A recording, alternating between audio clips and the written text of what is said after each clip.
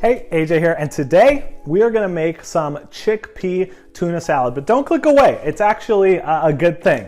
And so what we're going to do is we're going to make something that we like to make as a quick little lunch. Around the time of this filming is the week before Christmas. I'm going to make a huge Christmas dinner for a plant-based for me and my wife in the next couple days. And I'm like, you know what? I need something just a titch easier to make for lunch. And my beautiful fairy wife is like, why don't you make that chickpea tuna salad thing? And and so I'm like, oh, that's brilliant. It's gonna take me 5 minutes. It's gonna take you 5 minutes. It's gonna be filling, delicious. And hey, even if you don't like fishy things, which my wife's not super into fishy smelling things, you're gonna love this because there's no fish in it. So let's get into how to make your very own chickpea tuna salad.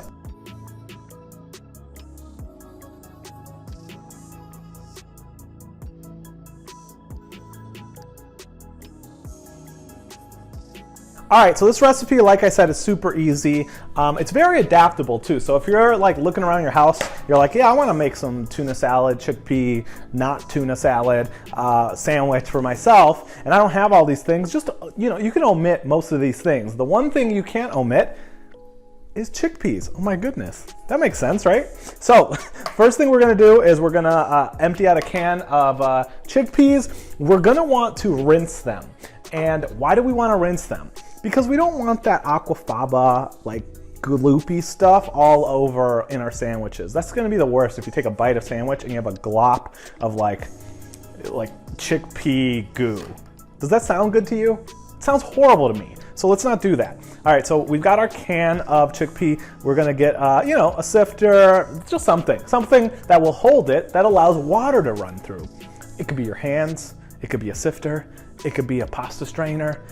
It could just be this can even. I've done it where I just rinse this can and keep emptying it. So do that, and then I'll meet you back in a second. All right, so we have our garbanzos rinsed. You can see how glorious they look. So we're gonna push them off to the side. And now what we're going to do is we're gonna pull out our fancy cutting board and we're gonna start cutting up some veggies. So some veggies for this. By the way, full link to the recipe is in the description below if you wanna actually make this yourself. But for this, the veggies we're gonna be using some celery, some red onion, some pepper. Can you tell I'm looking at them? They're right over here. So we're gonna be throwing those in, a little bit of salt, a little bit of garlic powder. And like I said, this is adaptable. I like putting walnuts in mine, but you do not have to do that. If you're like, AJ, I don't like red onion, use a white one. It's totally cool. AJ, I don't like celery. You don't use it. Like, it's your tuna salad. It's actually your not tuna salad. You can do whatever you want with it. So for the red onion, I'm gonna do about 1/4 of one. You know, what is it gonna equal? Maybe half a cup or something like that. This is mostly an eyeball thing. Again, don't do this with a knife ever also. So I'm gonna cut this in half. And then I'm gonna cut it into 1/4. All right, so next we're gonna dice up this red onion. And like I said before, you could use a white onion. I like the red onion because it gives it like some color, you know? It just looks a little better. I mean, they taste similar. Obviously, they're both onions. I like the taste better, but it's a lot brighter. It kind of like breaks up the monotony of like a mayo-y looking plop of a tuna salad. So even though this isn't tuna, it's not tuna salad, we're going to use the red onion. We want this to look as cute as humanly possible. And when we're mincing this down, I like it as small as possible. I don't like a huge chunk of onion personally in my tuna salad, not tuna salad.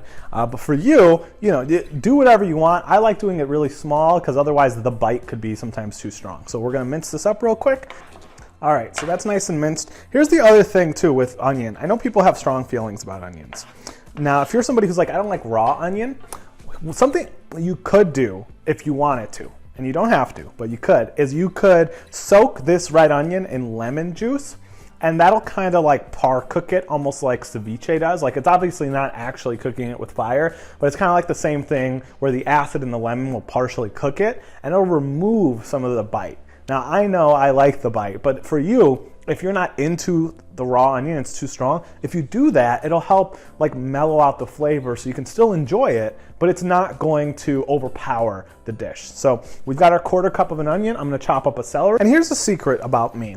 When it comes to celery, I don't super love celery actually. I used to think it was really gross, but in this, I really like the kind of crunch. Even that sound, it's very like ASMR vibe.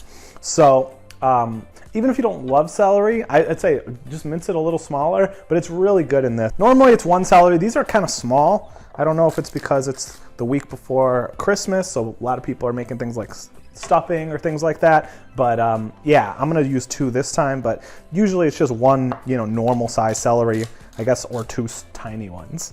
All right, the next thing you're gonna need is a bell pepper. You could do orange, you could technically do green, you could do yellow, red. I really like orange and red the best in this. And you're really only gonna need about 1/4 to half of one of these. And again, you're just gonna mince it, somewhere between a fine chop and a mince, so that it mixes nice and evenly. So I'm gonna go ahead and get this chopped up. And maybe this is obvious, maybe it's not. If you're new to cooking, right? I know a lot of people who are trying to eat plant-based are new to cooking.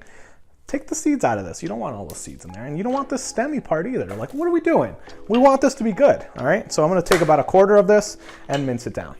And again, some people, when it comes to making their tuna salad, they like their veggies to be kind of like chunkier. Some people like them fine. I personally like them nice and fine just because the beans are already small, right? So I kind of want it to be evenly mixed.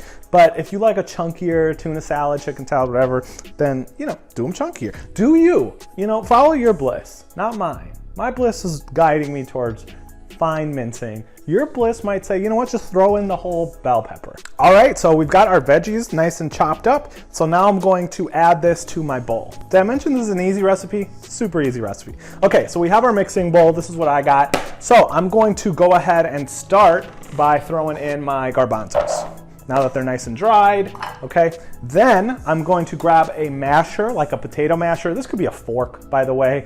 I kind of think it looks more like tuna when you use a fork. Par mash these garbanzo beans. Now, do less than you think you're gonna need to do, because otherwise you're gonna end up accidentally making like a not good hummus. And that's not what we want. Not good hummus, that's a different video. Actually, it's probably somewhere over here.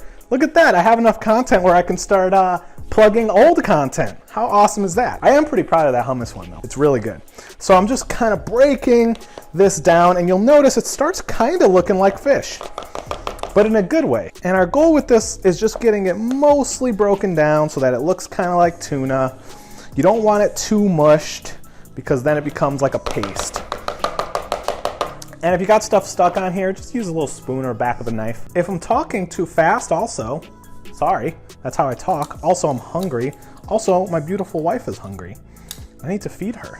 So you have this broken down chickpea. You can see how it kind of looks like a flaky sort of deal. I'll probably do a close up there as well so you can see. All right, next we're gonna throw in our veggies. So let's go ahead and put the red onion, celery, and the orange bell pepper into our lovely not tuna mixture. So that's looking all sorts of cute. That's looking awesome and delicious. Almost Instagram worthy, but not quite. Maybe a story, maybe a story. All right, next is we're gonna take a lemon, okay? Lemon, we're just gonna chop that in half. You might use half to a whole one. This is kind of a small lemon. And basically we're gonna throw some lemon juice in here. I would say this is actually kind of necessary, the lemon juice. It kind of gives it a little bit of that sharpness of a tuna salad. Could skip it technically, but I really think it brings out the flavor and makes it taste more like tuna. So we're gonna go ahead and squeeze. I'm gonna do a whole small lemon or a half of a normal size lemon. Make sure you catch any seeds. All right, and then this is another optional step, because I know some people have feelings about this, but I'm gonna throw in 1/4 cup of nuts. I like walnuts in it. These are already chopped. This could be like pecans work well as well. Those are the 2 that I've tried that I know taste good, but you could totally omit this. I like the walnuts in my tuna salad. So we'll do about 1/4 cup in here.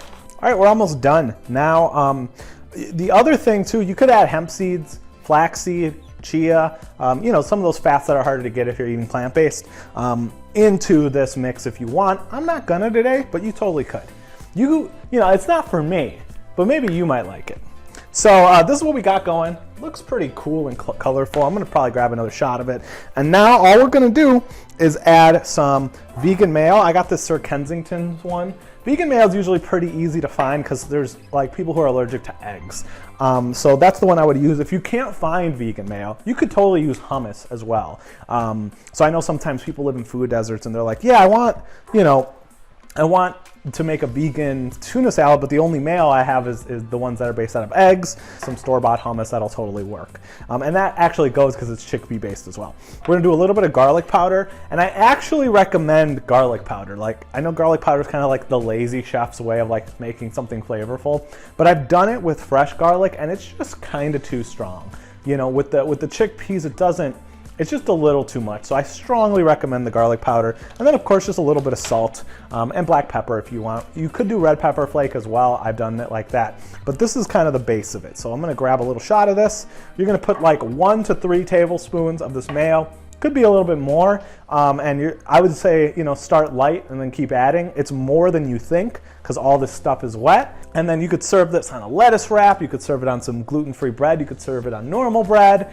You could also just eat it with crackers or chips. I think me and my wife are gonna eat it with chips because we just bought these tortilla chips that we're obsessed with. I know, that's a weird thing to do, but it tastes good, so I don't care. All right, so I'm gonna mix this up and I'm gonna toast up some bread, and then I will see you when it's time to taste test this.